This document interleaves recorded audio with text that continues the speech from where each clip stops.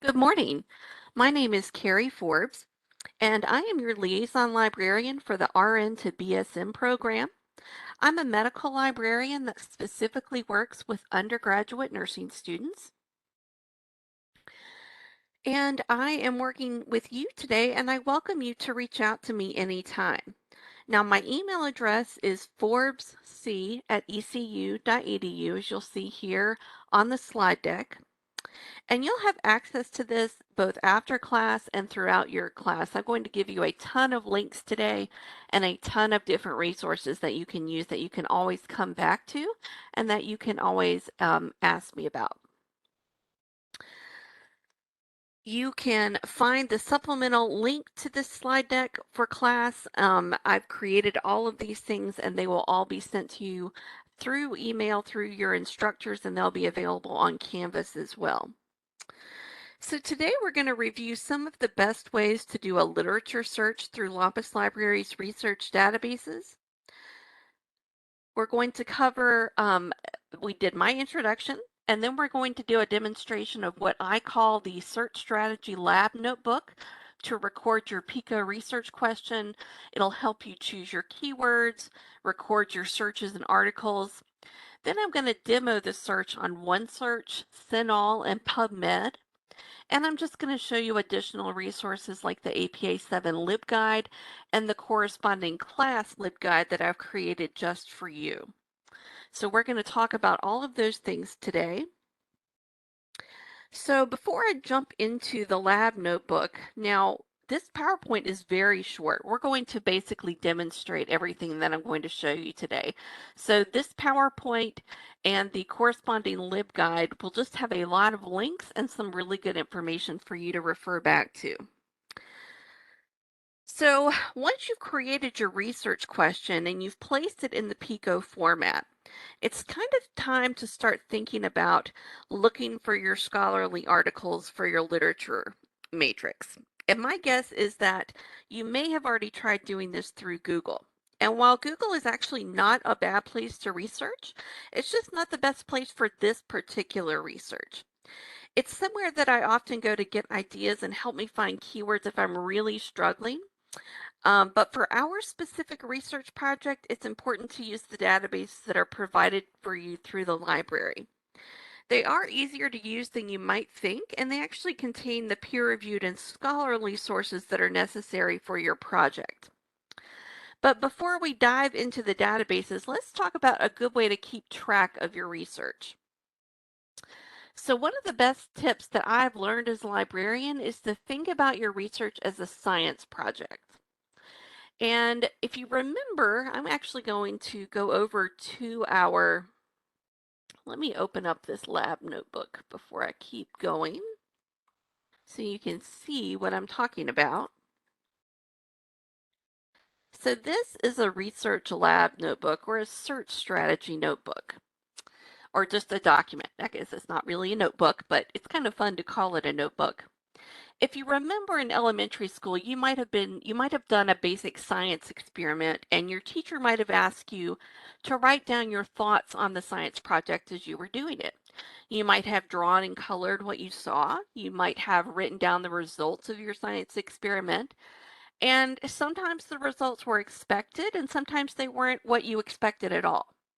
Either way, you use the lab notebook as a tool to be transparent in your research because you wrote down everything that you did. And that way your teacher could go back and look and see what you did and see how that helped you find your conclusions. Or in this case, can help your instructor see how you found your articles. So a search strategy notebook is sort of the same concept. It's just for doing library searches. It helps you keep track of your keywords. It helps you keep track of your search strategies or the string of words that you use. And it can help you know what databases that you used. And it'll help your instructor know exactly what was useful to you and what was not. It also helps you to have a record of the search that you can always go back and do it again in the future. And that is what I mean by calling it being transparent in your research. You're giving yourself, your instructor, and maybe other researchers the ability to go back and see what steps you took. So this would be really important too if it was something that you were planning to publish later. If you were working towards maybe doing something on a really high level one day, like a systematized review or a systematic review. There are lots of different reasons to start keeping track of your research in this method. So this is just one way to do it. And the lab notebook helps you break down your search in several ways. So you have come up with your search using Pico. Now I do want to point out that if you have any issues with Pico, I'm just going to make my screen smaller here to help me show you a couple more things. Okay, sorry about that. Okay, so I'm going to open up another link that you're going to have access to after this class. And this is the LibGuide for this class. This is called, we've called it the RN2BSN Research LibGuide. And I'm just going to come in and grab this link here. And I think this link, this LibGuide, will be incredibly helpful to you in this class.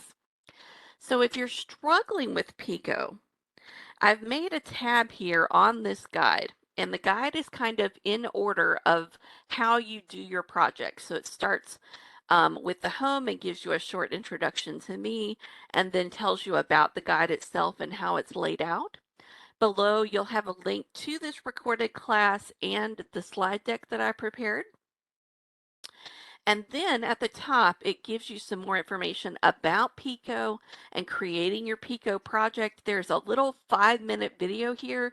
This is one of the best videos that I've found that really helps further explain how Pico works. So I really encourage you to watch that. I've actually gone back and watched that several times myself when I'm having when I'm struggling with how to create my Pico. It helps remember why it's important, and it breaks it down on a really easy to understand level. So I really encourage you to use this video. There's also some additional reading here that can help you understand that Pico method better as well, and a couple more videos to watch. So I really encourage you to use this. To get to the search strategy, you can click on the search strategy tab. And that's going to take you to just what we've talked about, creating that search strategy notebook. And using that search strategy lab notebook, this is where we're going to break down our question. And this is another use of Pico. So you used Pico to create your research question. Now we're using Pico to help you think about your keywords. So I'm going to think about the overarching question for me, my research question that I thought of for this class. And this is useful for me because I have ADHD and I have hypertension. And I've just recently started taking medication for ADHD to help me focus better. And so one of the issues that I had thought about and that was important to me was what are the best ADHD treatment options for adults with hypertension? So that's my question. And that's not put in the best Pico format probably, but that's my overall question. So when I think about that question, and I'm just going to type that out here underneath just to demonstrate to you how you can use this notebook. What are the best treatment options for adults with ADHD and hypertension? So that's my question. Because I really want to know what's going to work best for me as a person who has hypertension in addition to wanting to treat ADHD. So if I think about this using Pico, my population would be adults with ADHD and hypertension. And sometimes when you use Pico as a way to find keywords, just remember that you may not find a word for every single part of that Pico acronym. So our intervention that we're looking for is treatments or treatment options.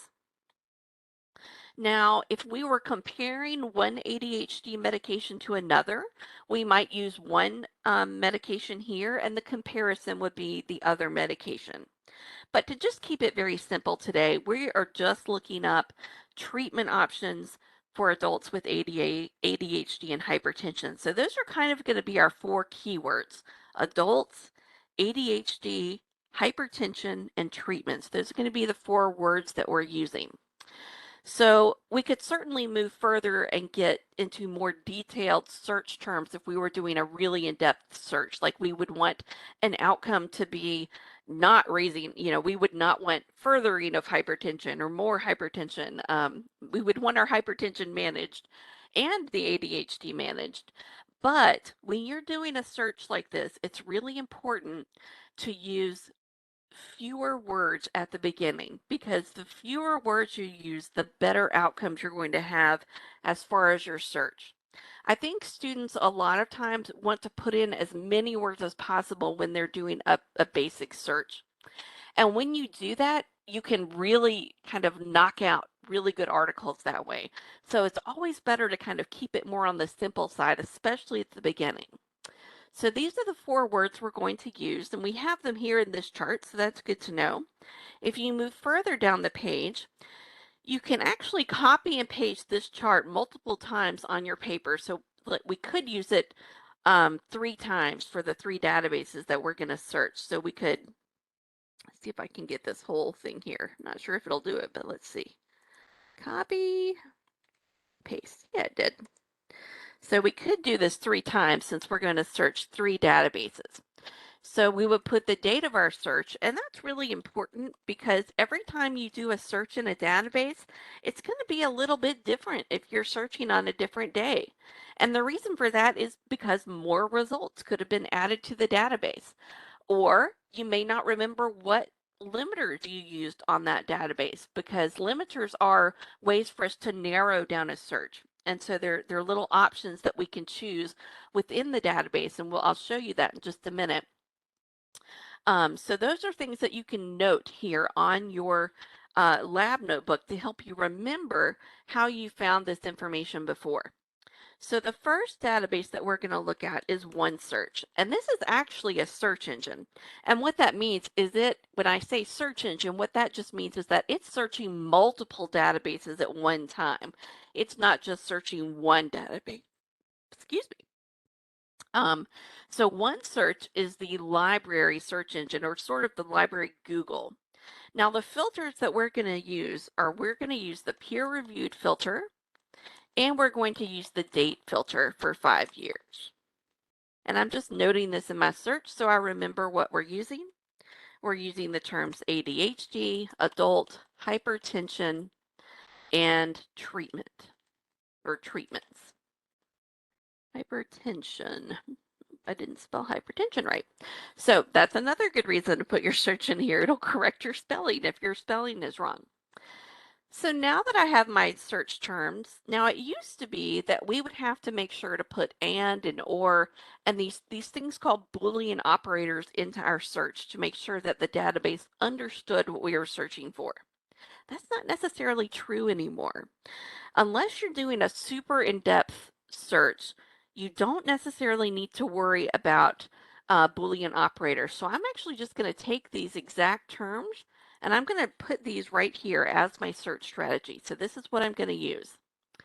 So now that I know that I'm going to use OneSearch, and these are the filters that I'm going to use, I've got my keywords and my search strategy. Now let's open up OneSearch. So the fastest way to find the library is just to type in Laupus Library. We're the only Laupus Library that I know of, so that's why it's easy to find. Now, this gray bar right in the center, this is OneSearch, and this is what I want you to use. So we're just going to put our search there, hit enter.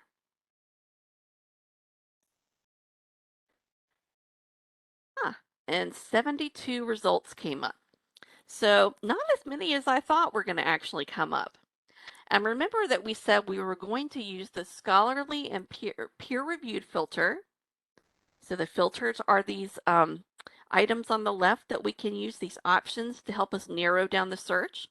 And I do want you to remember that they're not perfect. They are kind of computer generated, but they are pretty good. But you're still going to have to be aware of like what peer-reviewed articles are and things like that, because computers make mistakes.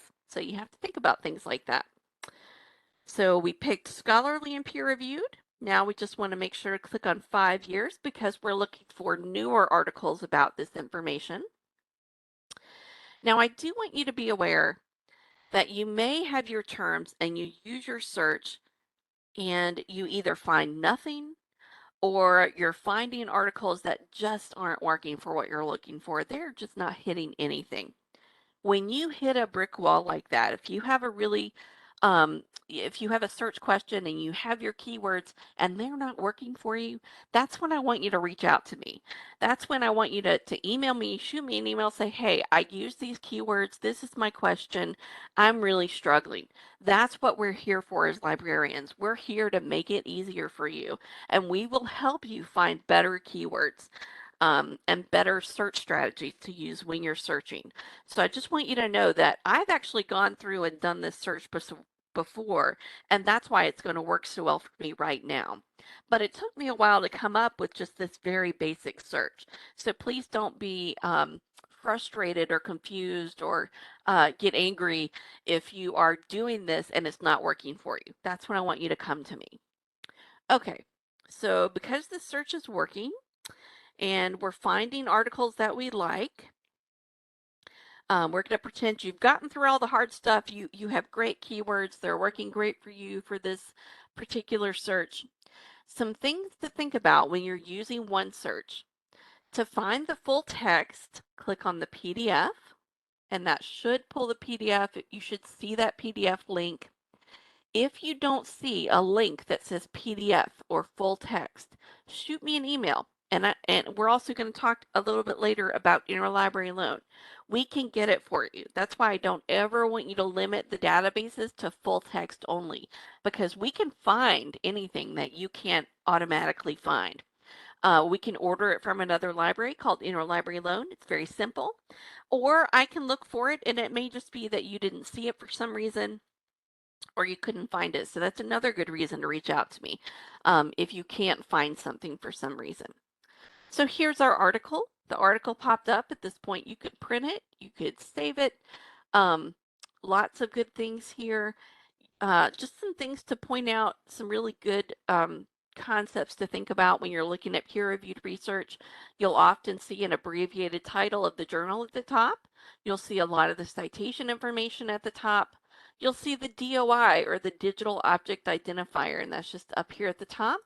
That is just a static web link or the code that will always have that article through that code. So that's a way for us to see this article now or 10 years from now. So that's what that DOI means. You see the author information listed here. If we were to click further, they probably have the author information down here at the bottom, so you can see where these authors are affiliated. So you can see the universities that they work at or the institutions that they work at. Those are always good clues that this is a good research article. You'll see an abstract listed here. If you go further down, we see the introduction, we see the methods section. Let's see, we certify that all applicable and governmental regulations concerning the ethical use of human volunteers were followed during this research. That means that they got what you will hear as IRB approval, Institutional Research Board approval. So that's really important when you're looking at research studies. You want to make sure that they were ethical in their research. So that's something else that your instructor wants to make sure that you know and that you're looking for when you're trying to find peer-reviewed articles. Now, I do want you to know that all of this information that I'm telling you about these individual articles, you can also find on that LibGuide. So let's just see if I just want to find that LibGuide one more time.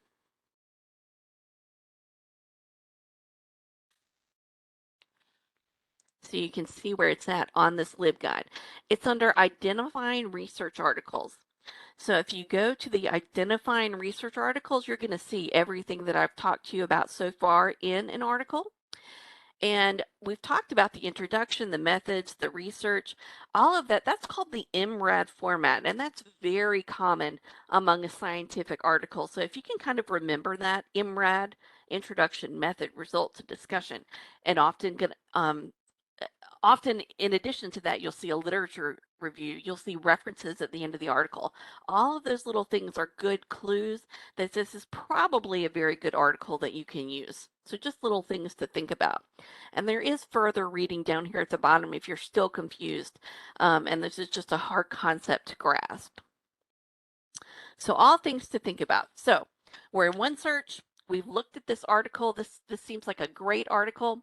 So you want to save it. So if you want to save it, you can just click on this little ribbon. That's one way to save it. Now, if you save it and you want to email it to yourself, you click on this ribbon at the top, and that's going to take you to your saved items. And then you just click on email. And then you would just put your email address in. I'll just say articles from OneSearch. You could email them to yourself. You could email them to your instructor. You can email them to anyone. Okay, let's make sure that I can find all of the bridges. Okay, I am not a robot, I promise. Okay, so that sent that to me, so that would show up in my email. So another thing to point out when you're in OneSearch is OneSearch is a fantastic database as far as getting the correct APA citation. And to get there, just click on that little quotation mark. You have to choose APA, and then it will auto-populate the correct or usually correct APA citation. Now, no matter where you get this APA citation from, if you're getting it from the database, you do want to make sure that it's correct. They're not always going to be correct. But because I thought, hey, this is a good article and I want to save it for later, this is another good way you can use your research notebook. You can go back to the notebook, and then you could make a note about this search here. You could talk about how many results you got if you wanted to. And then at the very bottom, you could say, oh, I found this great article from OneSearch, and I'm just going to pop the APA citation here. Now, you could go in later, and that's just a great way to have access to it right now. Remember, we did email it to us, so we have access to it that way as well. But you also have it listed here, and you could have a running list of each article. You could either just make a new tab for each new article, or you could just have a running list in this one column. So those are just different things that you can do with this research notebook. So now that you know a little bit more about how to use the research notebook, we've looked at OneSearch. Now we're going to try this same search, and I'm just going to copy this here so I have it. And another good database to use that your instructors really wanted to make sure that you used or knew how to use is CINAHL. And CINAHL, the way we get to that is we just go to the Laupus main page here, and you scroll down, and CINAHL is right here under Explore Our Electronic Resources. Click on CINAHL. And this is a nice database because you can search specifically for articles that have nurses as the author, or that have articles that have the first author as the nurse. So that's really helpful if you want information that's specifically written and researched by a nurse. So that can be super helpful in some classes. But the database itself, it stands for Cumulative Index of Nursing and Allied Health Literature. You'll never have to know that. You'll never hear it again. But it's specifically curated and put together just for nursing research and allied health research. So it also uses journals and resources that are really good just for nurses. So we're going to put the search terms in here. Now let me show you what happens if that's the only thing you do when you get to this database. If you get here and you just put your terms in, this is what you're going to get. And you're going to go, what? What am I supposed to do with this? So I'm going to just hit the back button here. When you go into CINAHL, there's two ways that you can search. You can search by keyword, which is kind of probably what we're going to do, or you can search by subject terms. Now, it's set up to automatically search by subject terms because that's how many people search CINAHL, but I actually prefer to search by keyword, and I'll show you why. So we're going to unclick the suggest subject terms, and we're just going to paste our keywords here. Now, when we hit search, we'll see our search down here, and it immediately pulled up. It shows you the search results, and this is going to be a running list of search results, and it shows you that we have 1,426 results. You can just scroll down to see them, but remember, when you are in a database, you want to use the limiters that are available. So because this one does not have a specific limiter for peer-reviewed, we're going to look for references available.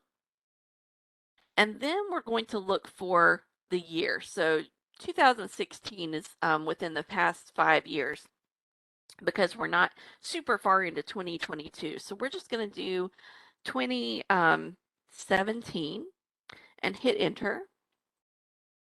And you'll see back at the top, ooh, we have 4. So we only have 4 articles within CINAHL.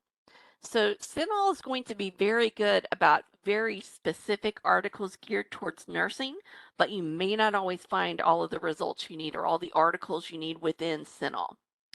Now, the other way that you can search CINAHL is we could search specifically by our subject term.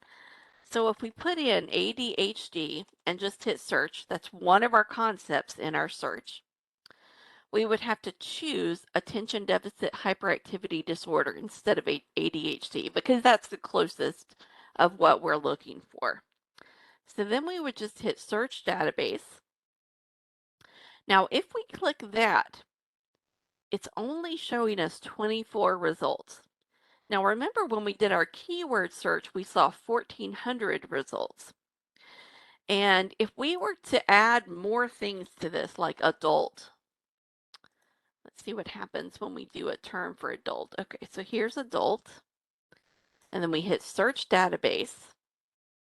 Okay, so it found about 13,000 articles that way. Now remember, we're only combining 2 of our concepts. We're combining the age group, basically adults, and we're combining the first issue that we're looking at, the medical issue that we're looking at. So attention deficit hyperactivity disorder. When you're using the searching by subject terms, you have to combine those searches. So I clicked the adult search and I clicked the attention deficit hyperactivity search. And then I would hit search with and. And if I do that search, again, I only found 5, but it may be very specific to what we were looking at. So some of these are in German, which doesn't really help us. But it looks like there is an article here from 2018, diagnosing and treating ADHD in adults, so that might be really good. What is the best initial treatment for an adult diagnosed with ADHD? That might be really good. So both of those might be great articles to use for our particular search. So just remember, there are 2 ways you can do it. I think the easier way is to use the keywords. So remember, if you're going to use the keywords, you have to uncheck that blue check and just enter your words in and hit search, and then it will show up below. Or if you search by concept, by individual concept or individual subject terms, you have to put those terms in individually.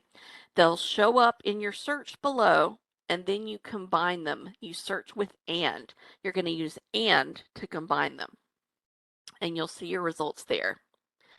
When you find articles in particular that you like in CINAHL, to see the APA citation or to get directly to the article, you have to click on the title,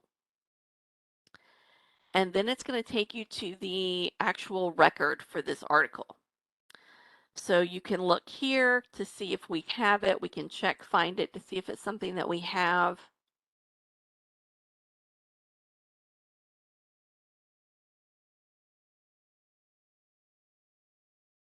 Okay, and sometimes it takes longer than others for the databases to work.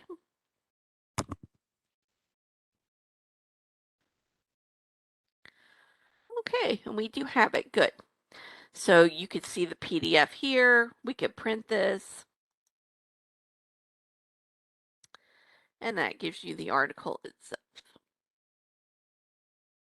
So if we go back to APA to see the citation, you click on Cite in the record itself, and this one's a little more difficult.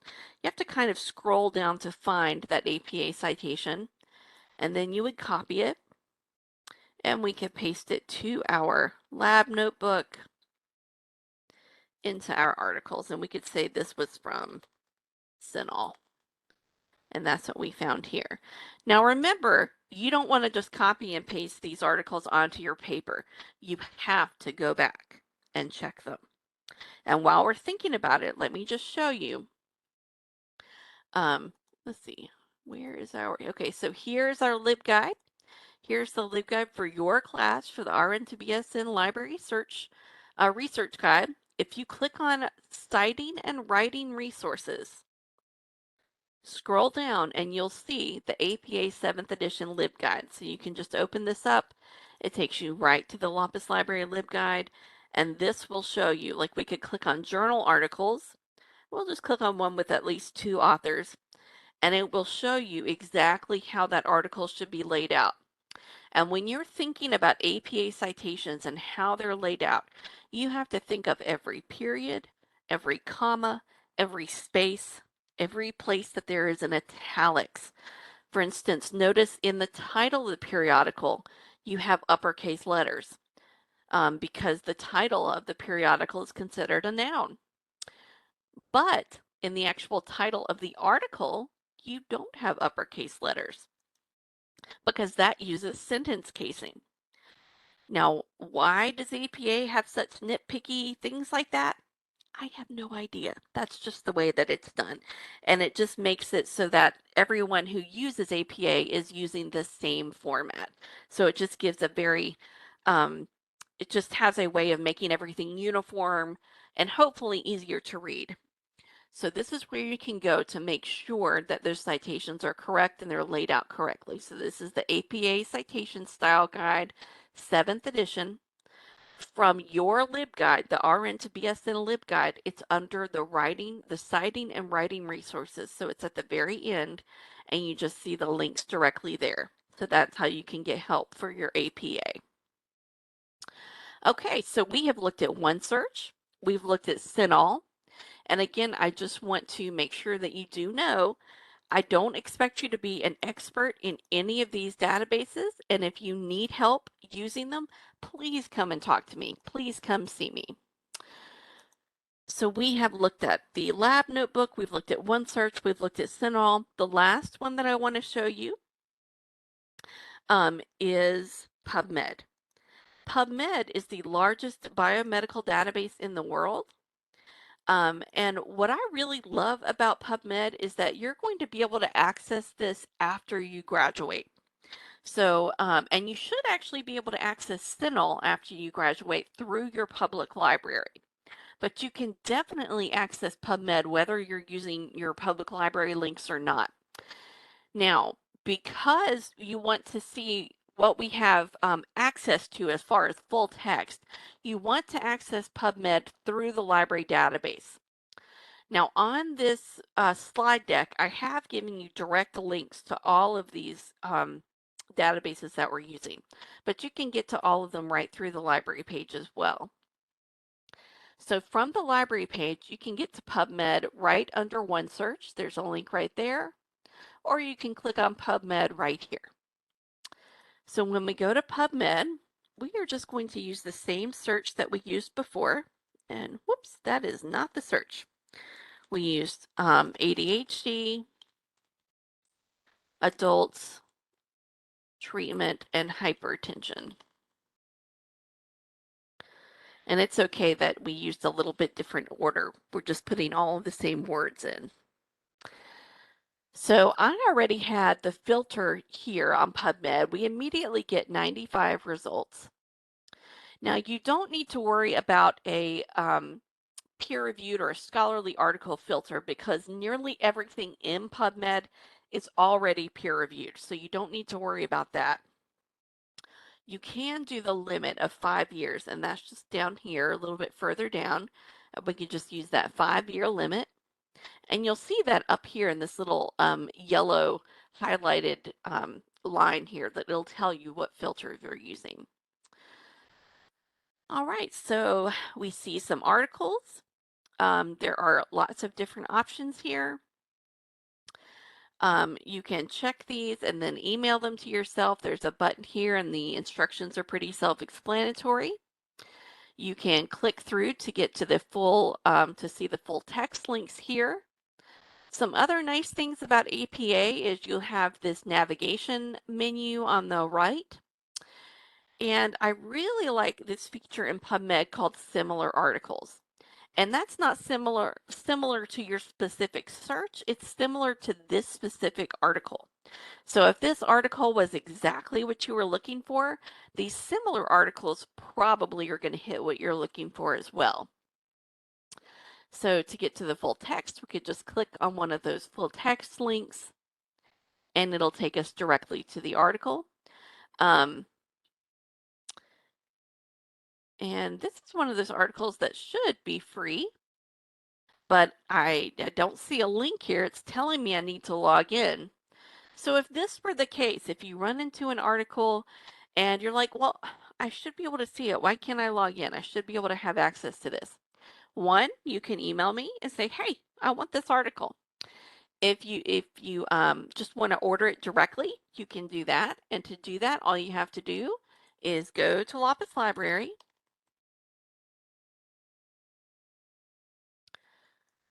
click on the link, scroll down. You're looking for interlibrary loan. And all you have to do is scroll down, add your name, your email address, your department, you're in the College of Nursing. Then you just copy and paste whatever information you had, or you can type it out either way. So if we were back in the record, you could come to this citation, choose APA, and you could just copy this or click the copy button. I always forget to click the copy button and just paste it right there. Add anything else. You could say you're a nursing student, you need it for this class. You don't have to add that information, but you can. And then just hit submit your request, and they will get an email. If you have any questions about this service or you're not getting an answer, or you want to make sure that your request went through, you can email this email address or you can call this number and they will take care of that for you. So that's the other way that you can make sure to get an article. Again, that was going straight to the library main page. Just looking down underneath this one search bar and looking for interlibrary loan. One more thing that I want to point out, if you have not used the library page before, we have this fantastic chat with the librarian bar here. All you have to do is add your name. I'm just telling whoever is in this chat that I am teaching a class. I'm waiting for that librarian or the staff member who is on chat. Corey has joined the chat. Hi, Corey.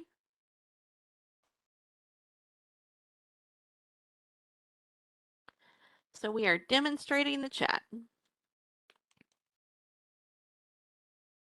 And it works that fast, and you're going to get a response that fast. So you always have access to the chat that way. So that's it. So that is everything that I wanted to show you. We've done a little bit of searching. You've seen how to get your APA citations from PubMed. We've done a really basic search on PubMed. You can email articles to yourself from PubMed. We've also done that in CINAHL and OneSearch. The additional databases that we looked at the LibGuide. This is the Laupus Library page. Let's go back to that LibGuide, and I really want you to use this LibGuide. It goes over everything that we talked about today. It gives you more information about creating your reference question or your research question with Pico. There are there's a great little video here. There are additional videos and links, and the link to this slide deck is there. And if you need any help with any of this information, please know that you can reach out to me anytime. You will not bug me. Um, if I don't answer your question immediately, I generally will answer it within a few hours or no later by the next morning. I also have a texting number. So if you don't want to email and you just want to send me a text, you can send me this text. And I will tell you, I only check it during business hours. So I cut it off at 5. But I will see it the next morning. So you can email me, you can text me, you can see all of my information from the LibGuide here just for your class. I hope that you'll use that notebook. And that if you have any questions about identifying scholarly or peer-reviewed articles, there's even information on how to do your matrix, your lit matrix. So if you have questions or maybe your class information isn't quite as clear as you'd like, feel free to come back and check this as well. So I look forward to working with you again in the future, and please feel free to reach out to me anytime. I hope you have a great day.